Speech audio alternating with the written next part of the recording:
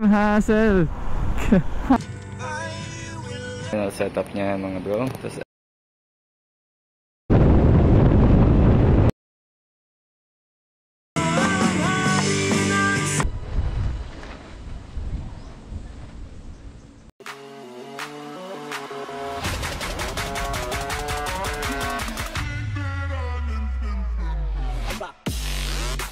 pack tayo ng mga gamit natin para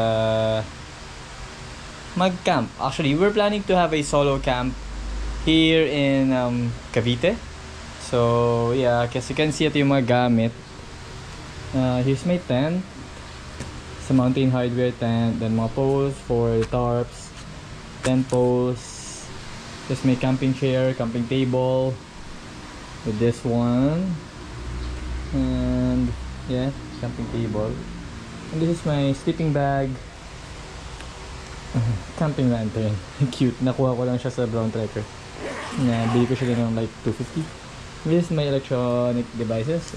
Another mount, headlamps, light, and then power banks and batteries. So lahat ng electrical andito. Then the GoPro and the speaker is there. So hindi mo talaga speaker sa lakas. So food. All this is the food. I'm planning to cook some pasta. Yun lang naman, wala naman. Then the tarp, well, that's the tarp. Water container, pillows, sleeping bags, and everything. So yun yung mga clothes. The cook set, burner, butane, plates, condiments, and other stuff. So let's go, samahan niyo ako mag-pack ng gamit. Yeah.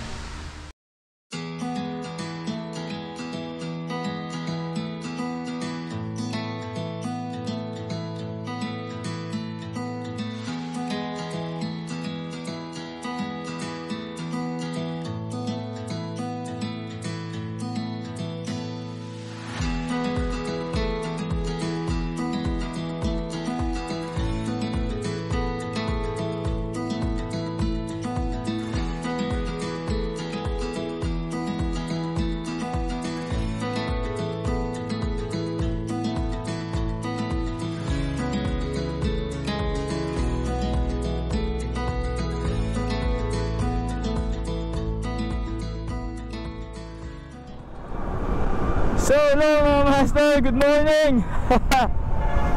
So eto no, paalis na tayo, palarga na tayo. Papunta tayo ng Tagaytay. Tagaytay, dan tayo Tagaytay, kain, food trip. Tapos punta tayo ng Alfonso, Cavite. Yeah, doon nga siya. Doon yung campsite na nakita natin. Kasi palagi tayong Rizal, tsaka Bulacan, tsaka Laguna. So ibahin naman natin, Cavite naman. So actually first time ko rin magka-camp sa Cavite. Check natin kung maganda talaga yung campsite nila. Ayun. So ito, another solo backpacking, solo motor camping na trip natin. So yeah, yun lang. Sana maging safe ulit tayo, tulad ng mga trip natin before. Well, mukha naman safe kasi sobrang, sabi naman nung may mga bantay naman daw dun sa resort.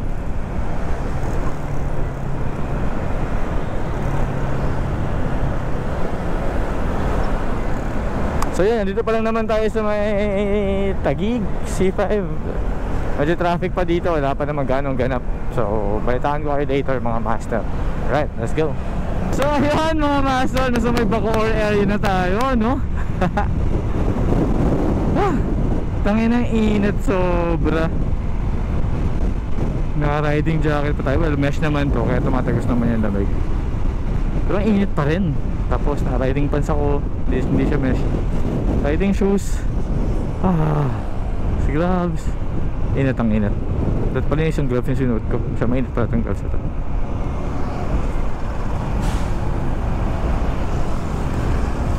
It's like 61 km away daw from sa campsite. So meron tayong 1 hour and 33 minutes to go. Kaya natin to actually bakbakin ko, hindi lang traffic. Kaya napaka-traffic kasi. Eto, hindi ko lang kung nasan tayo, para alam ko Cavite to.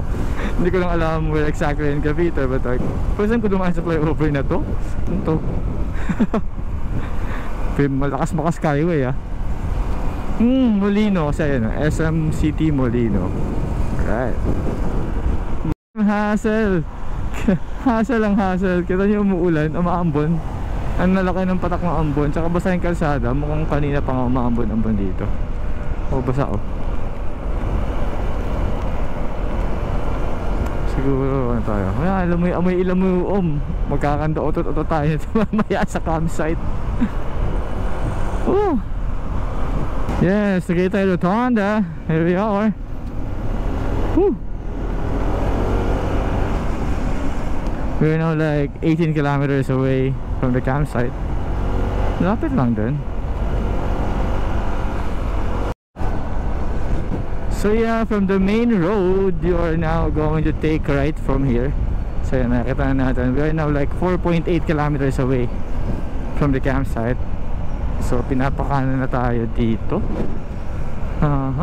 Ito rin yung dinadaanan namin kapag nag-ano kami. Take the road. So Amuyong. So right turn daw tayo dito. So yeah, we are now 700 meters away. Tapos may 500 meters daw na rough road. So ito na yung road gusto tayo kumanan kanina. So malapit tayong kumaliwa. Then yun na yung campsite. Lapit na, 450 meters away. Pag naging 450 meters away, may 500 meters daw na rough road. Sabi dun sa ng admin na nakachat natin. Pero sa tingin ko di siya 500 meters. So yun mga mas, nandito sa campsite. So nakapagbayad na rin tayo 50 pesos kapag katabi mo yung motor mo. Then mag motor camping. Then 300 for the camping fee for overnight. So solo natin tonight kasi wala naman daw ibang pupunta. So here is the view of the whole campsite. So andun yung tindahan. So may mga A-type sila, may mga duyan. Doon tayo sa may madilim na banda.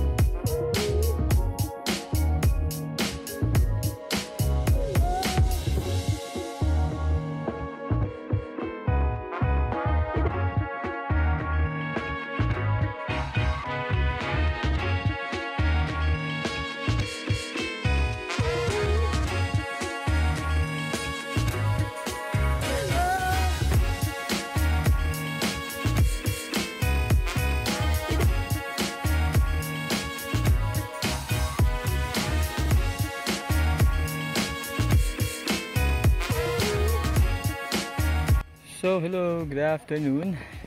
It's 4 o'clock. Actually, katapos ko lang mag-asat ng camp. So ito yung camp natin sa likod. So ito yung bagong bili natin na tarp na black. So bala ko rin kasi bumili ng tent na black. Wala lang available, next week pa daw. So gagawin ko lahat black yung gamit ko. So actually kumpleto ko ng gamit sa pang camp since I'm a mountaineer for almost like 2 decades na rin. Gusto ko lang gumawa ng all black na ano. Pero for moto camping, hindi katulad ng mga nagka-car camp na sobrang bongga. Well, I don't have anything na against with them kasi capable naman kasi may malaki yung storage nila sa sasakyan. Unlike sa moto camping, sobrang limited storage lang.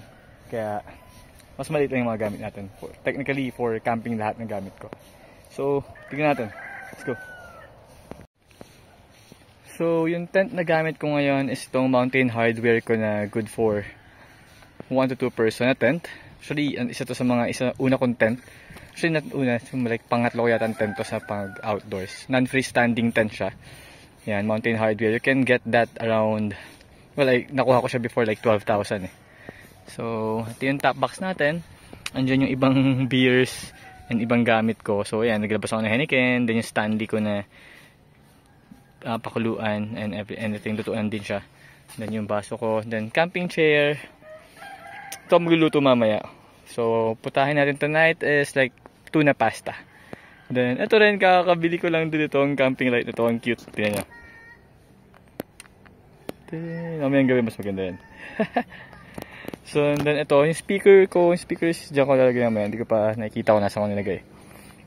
Tapos, yung motor, yung patungan ng top box. Pwede pala siya patungan tubig. So, dyan ko na lang din pinatong. Yan, ang ating ATR. Sobrang solid yung rough road doon. Sobrang rough road talaga. Kinaya niya. So, yan. This is our setup. Tingnan natin siya. That's our campsite. Solid. So, yan. Pag nagmo-moto camping ako, ito yung simple setup ko ng kitchen ko. So, yan. May lamp. Tapos mga sabitan ng gamit. So, chopping board. Well, alcohol. Knife. Chopsticks. Spoon and fork. Speaker, syempre. Then, tong. Then, may baso ko. Burner. Then, windscreen. Table. Then, syempre, beer. Sa ilalim may container yan. Diyan yung mga cook set. Tapos yung ibang mga foods. Nandiyan din yung mga kailangan. Mga condiments. So, yan siya.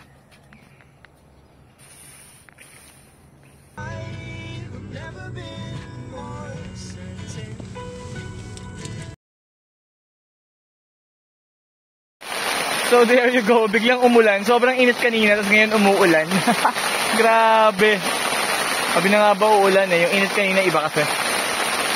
Kaya medyo lumalakas siya. Sana daan lang kasi maayos naman yung langit look. Piling ko daan lang yan. May libo na yan.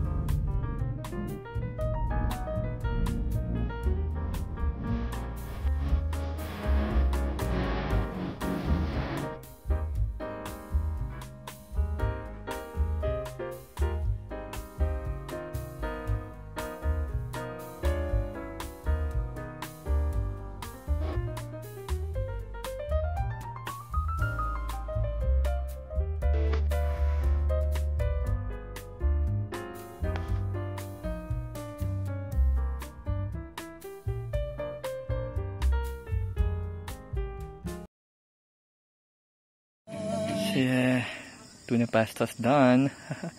Now and the beer.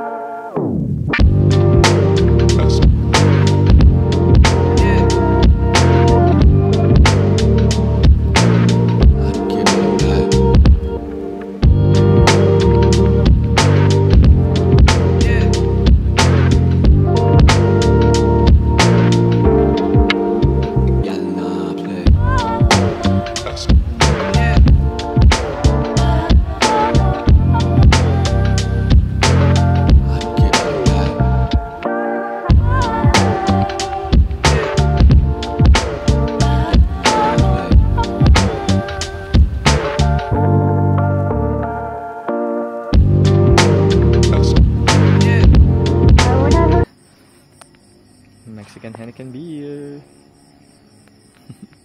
That's full of ice. So hi, good morning. So yun. Ang tahimik, sobrang tahimik. Since solo nga natin yung campsite. Ang ganda, diba? And kausap ko kanina yung owner. US citizen din pala yung owner nito. So yun, yun yung sasakyan nila. Here's our camp. Grabe, nagmo-moist talaga dito sa lamig sa gabi. And we're going to cook our breakfast na. And uwi na.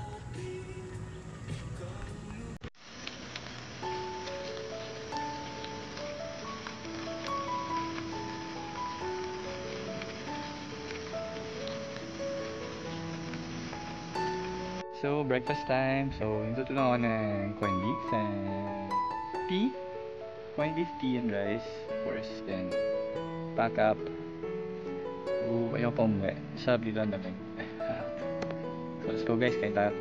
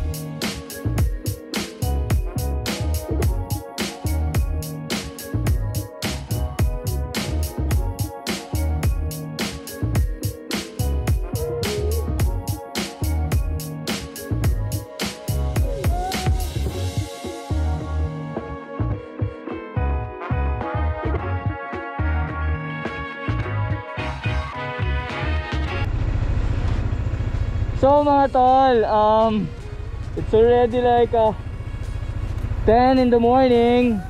So nag-pack out na tayo, balik na tayo sa Manila. Yung mga pamangkin ko kasi nag-aantay, magda-dine out kami later. So yun, ang ganda ng place na to. For me, highly suggested din to kasi sobrang linis, sobrang safe. Safe na at the point na iniiwan ko talaga lahat ng gamit ko para mag-CR. Tapos maliligo ako, tapos pagbalik ko intact pa rin siya. Tapos guided yung lugar, may mga guide dito, may mga tao.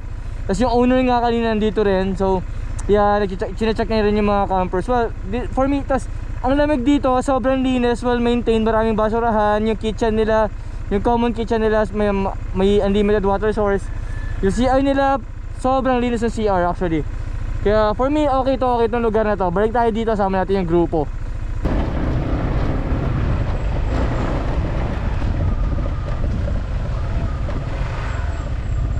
Solid.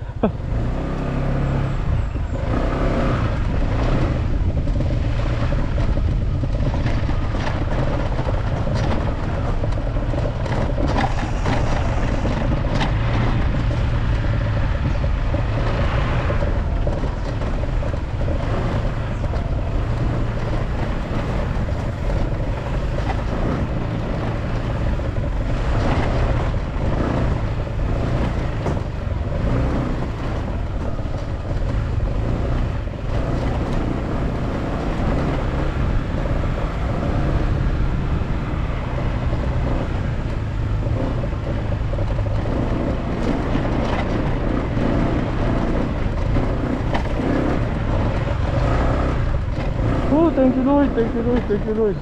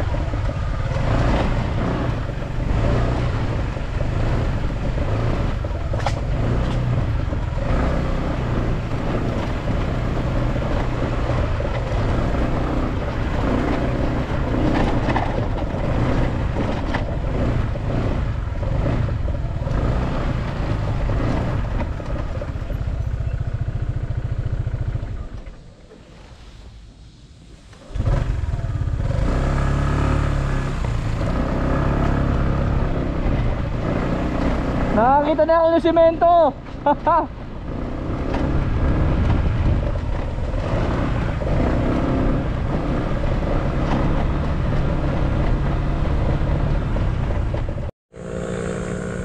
So yun, nakalagpas na tayo sa rough road. Mag-gloves na ako.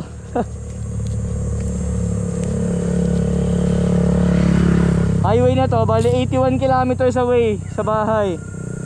Approximately mga 2.5 hours or 3 hours max sa bahay tayo.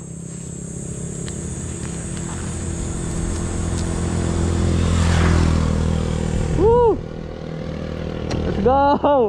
Thank you sa 39 years G. Let's go, let's go.